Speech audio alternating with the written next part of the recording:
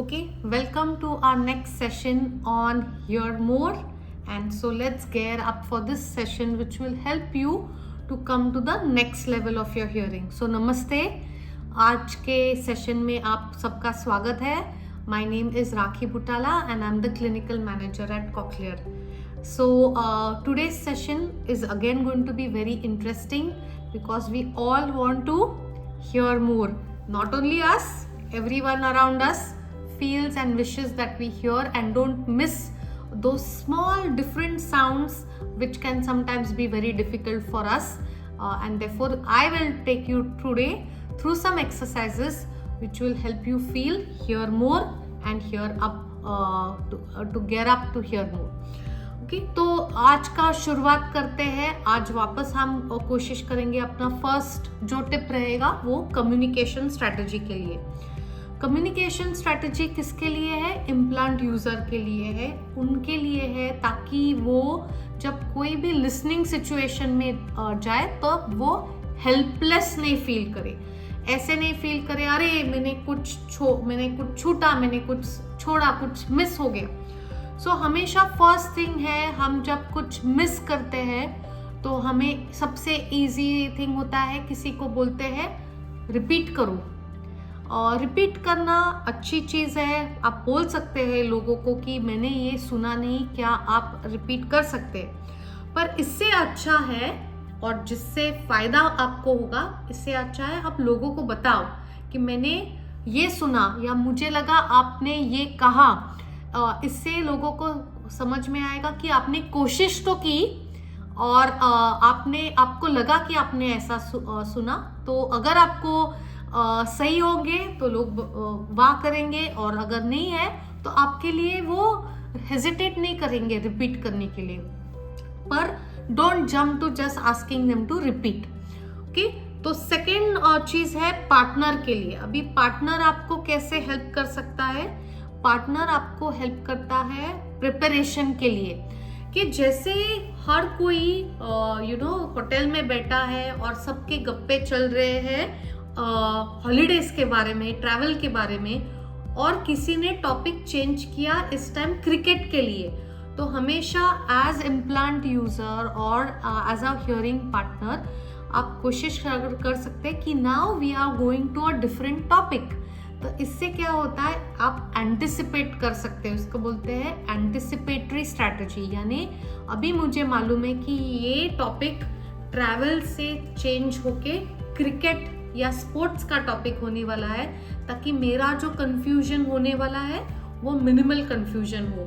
सो इसे बोलते हैं प्रेपरेटरी स्टेज. यानी पार्टनर और आप खुद इसकी प्रिपरेशन कर सकते हैं. जैसे मैं आपकी हर टाइम हेल्प करती हूँ, आपको बताती हूँ कि ये सेशन में हम क्या करने वाले हैं, फिर आपका इंटरेस्ट हो जाता है क्योंकि आपको उसी के बारे में जानना होता है. तो preparation is very important no matter आप कौन से सिचुएशन में है, क्योंकि आपको कम्युनिकेशन में हमेशा अगर टॉपिक मालूम होता है आप उसके लिए बहुत अलग तैयार और सतर्क रहते हैं वो टॉपिक में आने के वर्ड्स के लिए. ठीक है, सो कम्युनिकेशन स्ट्रैटेजी और पार्टनर के टिप के बाद हम नेक्स्ट जाने वाले हैं टेक्नोलॉजी के ऊपर.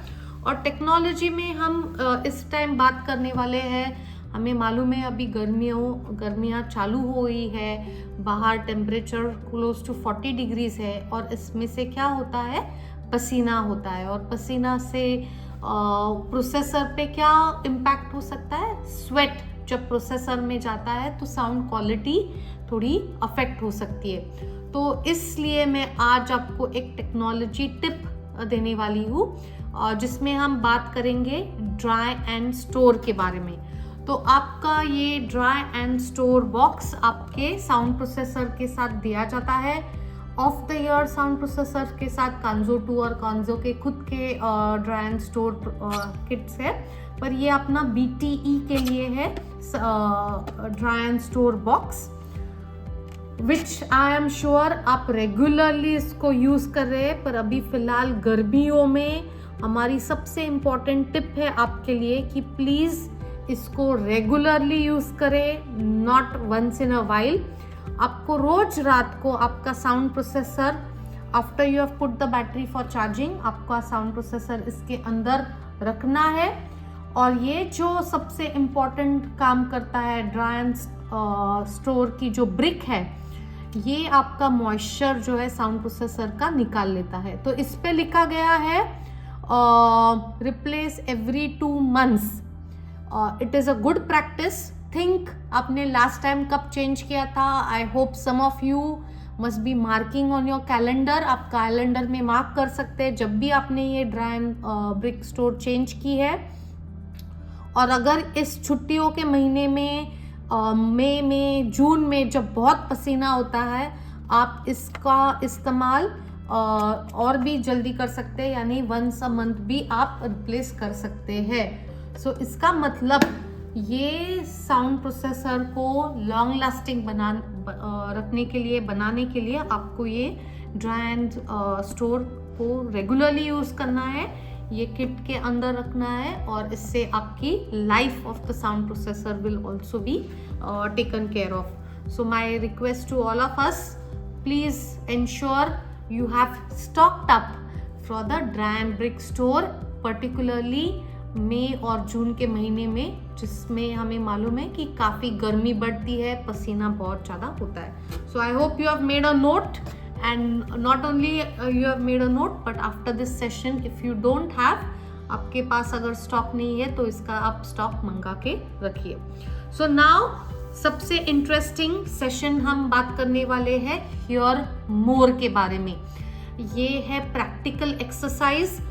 आपको याद होगा कि जब आपने डिसीजन लिया था कॉक्लियर इम्प्लांट का के लिए एज अ सल्यूशन, तभी आपको आप कुछ ढूंढ रहे थे कि मुझे ज़रूरी है कि जब कंफ्यूजिंग 2 वर्ड्स रहते हैं, जैसे सबसे मैं इजी एग्जांपल लेती हूँ, जो भी हो, कोई भी लैंग्वेज में हो, चाहे गुजराती में हो, साउथ इंडियन लैंग्वेज में हो, हिंदी में हो, इंग्लिश में हो, मैं एक एग्जांपल लेती हूँ गन और गम का। गन यानी हमें मालूम है वी आर टॉकिंग अबाउट पिस्तौल, और गम जो है वो च्युइंग गम जैसे गम के बारे में बात कर रही हूँ।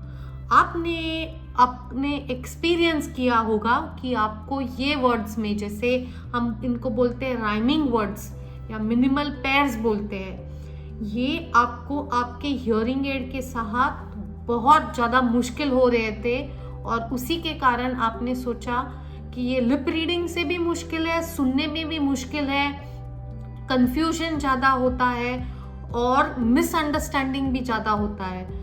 और इसी के कारण आपने सोचा था कि काश मेरा कॉक्लियर इम्प्लांट ये सिचुएशन में मुझे हेल्प करे, such kind of words. So very important exercise है ये। हमने जब स्टेप्स लिए एवरी एक्सरसाइज के, तो now we are coming for complex sounds which are called consonants and vowels. ये सिलेबल वर्ड्स है, 1 syllable वर्ड है। इसमें जैसे गन है और गम है, इसमें एक ही सिलेबल होता है, और इसीलिए इसमें कंफ्यूजन काफ़ी ज़्यादा होता है। तो आपको आपके लोकल लैंग्वेज में ऐसे वर्ड्स बनाना है जिसमें 1 syllable है। तो आप सोच सकते हैं कि ऐसे कौन से राइमिंग वर्ड्स है जिसमें आपको बहुत ज़्यादा कंफ्यूजन होता है आपके खुद के लैंग्वेज में।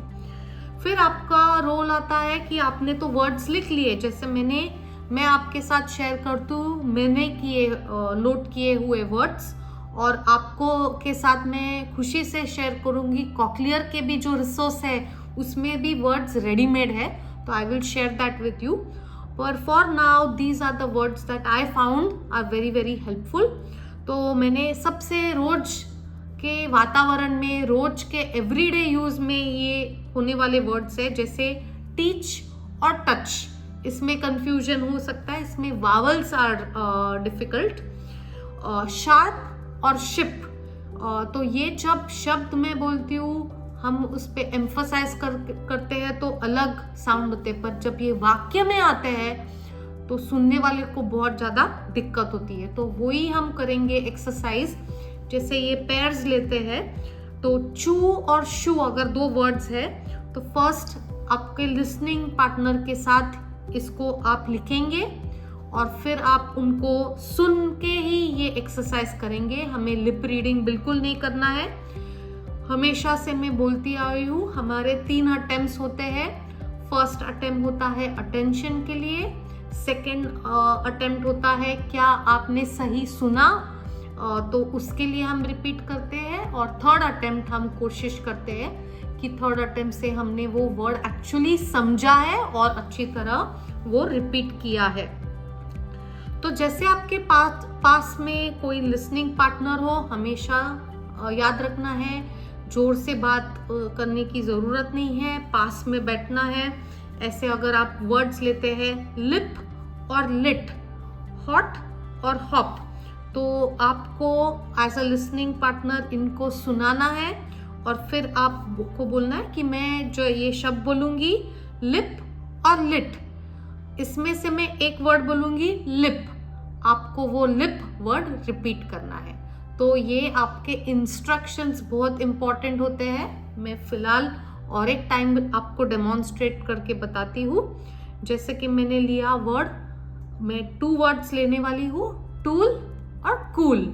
ये 2 वर्ड्स है और आपको रिपीट करना है कूल।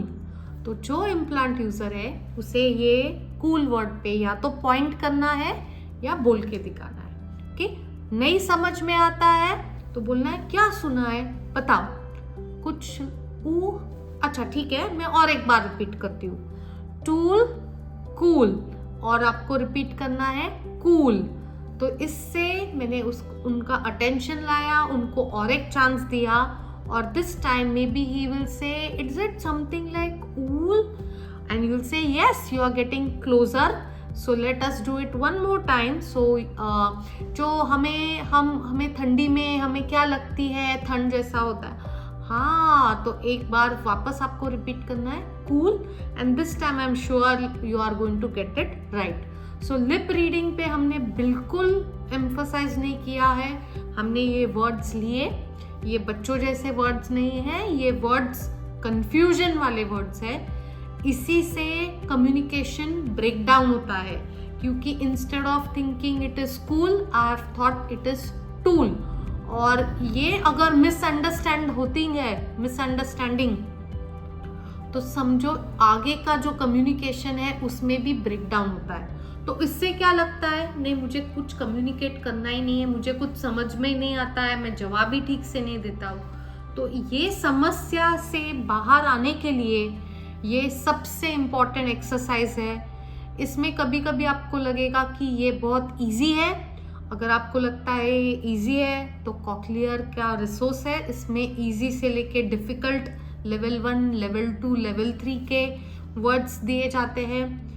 अगर आपको लगता है कि no this is too difficult, do not get frustrated, panic बिल्कुल नहीं होना है। हमें सिंपल वर्ड्स लेके फिर डिफ़िकल्ट वर्ड्स की तरह लेके जाने हैं। जैसे कि कौन से वर्ड्स इजी हो जाएंगे, टीच और touch.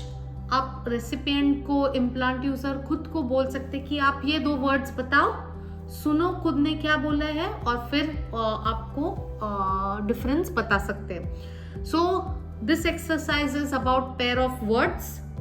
You need to read and listen. इससे आपका लिसनिंग इम्प्रूव होता है। Remember they are 1 syllable words, they are difficult words. You have to focus on the difference. आपको जैसे हम माइक्रोस्कोप लेके ढूंढते हैं इसमें क्या अलग है, या कभी कभी पजल्स होते हैं जिसमें हमें ढूंढना पड़ता है कि इसमें और इसमें ये मैचिंग है पर कुछ चीज़ें अलग है। तो वैसे ही as a listener you are going to be like a detective and you are going to say इसमें और इसमें क्या फ़र्क है, ये दोनों वर्ड्स में कहाँ पे अंतर है। पार्टनर को क्या करना है, partner will say one of the words just regular volume में, ज़्यादा तेज नहीं, सॉफ्ट नहीं, एंड बिना पॉइंटिंग के बताना है। ठीक है, no clue, no lip reading, only listening and lot of appreciation. जो करेक्ट है उनको बताइए वो करेक्ट किया है, जो गलत है उनको बोलो ठीक है, I will give you another cue but you have to keep this going. It has to be interesting and it has to be a win win. ये जीत दोनों की है, सुनने वाले की भी और प्रैक्टिस पार्टनर की भी जीते। तो ठीक है, this will be one of the most important exercise and for which मैं आपको कॉकलियर की रिसोर्स बताती हूँ जिसका नाम है an at home listening and auditory training guide. Okay, so ये रिसोर्स आपके लिए अवेलेबल है, आपके वेबसाइट पे अवेलेबल है cochlear.com में। सो ये वेबसाइट को आपको जाके ये रिसोर्स एकदम इजीली एक्सेसिबल है। इसी के अंदर आपको देखेंगे simple list of words. Presently ये इंग्लिश में है, तो आप अपने पार्टनर के साथ ये वर्ड्स सामने रख सकते हैं। पार्टनर ये वर्ड्स रीड करेंगे, जैसे कि यहाँ पे लिखा है पेट और मेट। इसमें से पार्टनर एक वर्ड बोलेगा, जैसे कि रिपीट द वर्ड पेट, और जब इम्प्लांट यूजर इसको सुनेंगे तब इनको इसको पॉइंट करना है कि मैंने ये पेट शब्द सुना है।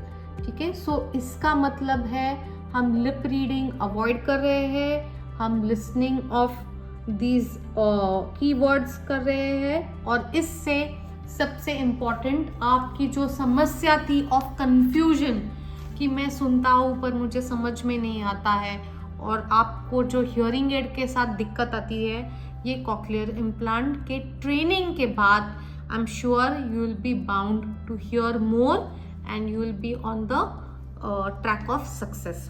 Okay, so we are on our last tip for today, and that is going to be your listening diary. Listening diary यानी क्या है? ये मेमोरीज है, ये मेमोरीज है आपके जर्नी विद कॉकलियर इम्प्लांट की। तो आपके जर्नी में आपने कैसे शुरुआत की और आपकी प्रोग्रेस कैसे चल रही है। आई एम श्योर हर कोई चाहता है कि मैं अपनी जर्नी किसी और के साथ शेयर करूं, कई फैमिली मेम्बर्स के साथ, कलीग्स के साथ, कभी कभी दूसरे इम्प्लांट यूजर्स के साथ, आपके सर्जन और क्लिनिशियन के साथ भी आप ये शेयर कर सकते हैं। तो लिसनिंग डायरी में आपको एक सिंपल चीज़ रखना है, आपकी डायरी, और आपको नोट करना है आपके छोटे छोटे एक्सपीरियंसेस, आपके छोटे छोटे माइलस्टोन्स और आपकी छोटी छोटी जो सक्सेसेस है कि आज मैं ये कर पाया। यही चीज़ आपको मोटिवेट करेगा नेक्स्ट लेवल को जाने के लिए। आई एम श्योर आप कोशिश कर रहे हैं आगे बढ़ने के लिए, और हम आपको लेके चलेंगे ये हियरिंग जर्नी में, कैसे आप सुन सकते हैं वर्ड्स को, सेंटेंसेस को, कॉन्वर्जेशंस को, और फिर हम बात करेंगे कि आप ये शोर में भी कैसे मैनेज करेंगे और फोन पे भी कैसे मैनेज करेंगे। पर अभी नहीं, ये हमारे आगे के सेशंस में होता रहेगा।